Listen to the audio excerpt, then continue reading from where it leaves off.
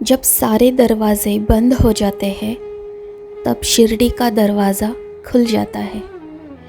जब चारों तरफ अंधेरा छा जाता है तब मन में साईं नाम का प्रकाश जागृत होता है। यह वह अनमोल द्वार है जहाँ संसार से हारे हुए बेसहारों को सहारा मिलता है। जिनका सहारा एवं मार्गदर्शक साईं बने, जिन्होंने साईं की सच्ची भक्ति की, वे तो परम भाग्यशाली बने। इस दर से कोई खाली न गया, सबने अपनी झोली में कुछ न कुछ ज़रूर पाया। केवल शिरडी में नहीं, यह अनोखा सद्गुरु अपने भक्तों के हृदय में बसता है। केवल संत या फकीर नहीं, यह अनोखा सद्गुरु साक्षात परब्रह्म, तीनों लोकों का स्वामी है। इस सद्गुरु के हृदय के द्वार अपने भक्तों की सहायता के लिए सदैव खुले हैं। सद्गुरु साईं की कृपा प्राप्त करने के लिए कोई कठिन पूजा पद्धति या उपायों की आवश्यकता नहीं। केवल सच्चे हृदय से साईं साईं पुकारो, सद्गुरु साईं को अपने समीप पाओगे।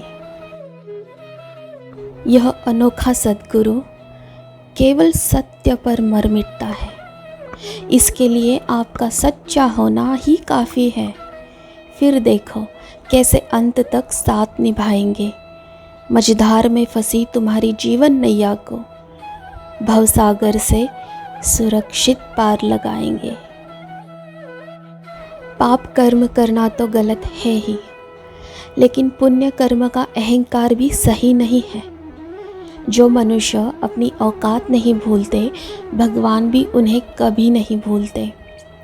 जीवन मृत्यु लाभ हानि सब कुछ परमपिता परमेश्वर के हाथ में है। मनुष्य का स्वयं का ऐसा कोई अस्तित्व नहीं।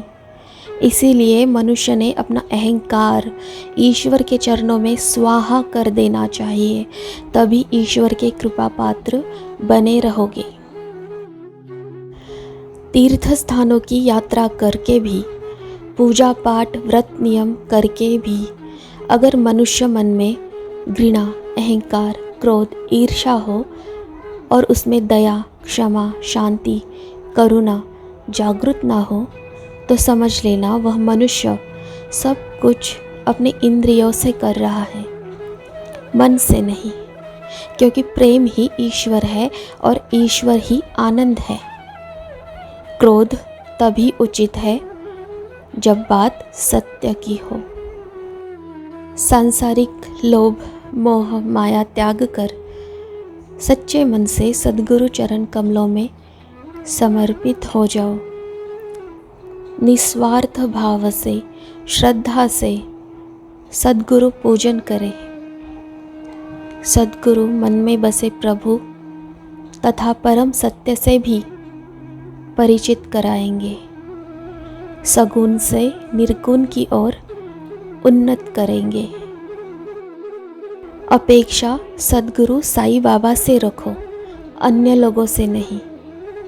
अगर कुछ कहना है सद्गुरु साईं बाबा से कहो, अन्य लोगों से नहीं।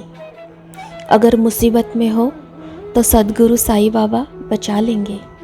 अगर अकेले हो तो सद्गुरु साईं बाबा संभाल लेंगे। अगर कोई रास्ता दिखाई नहीं दे तो सद्गुरु साईं बाबा रास्ता दिखाएंगे। अश्रु बहा रहे हो तो सद्गुरु साईं बाबा अश्रु पोंछ देंगे। केवल पुकार अंतकरण से लगाई गई हो। सद्गुरु और ईश्वर एक है, कोई भेद नहीं। सद्गुरु से प्यार ईश्वर से इनकार ना हो, या ईश्वर से प्यार सद्गुरु से इनकार ना हो। एक को ना कहने से दूसरा हाथ में नहीं आ सकता। दोनों की योग्यता समान है। सद्गुरु देह और ईश्वर आत्मा जब ऐसा भक्ति का रंग चढ़ेगा, तभी मोक्ष का द्वार खुलेगा।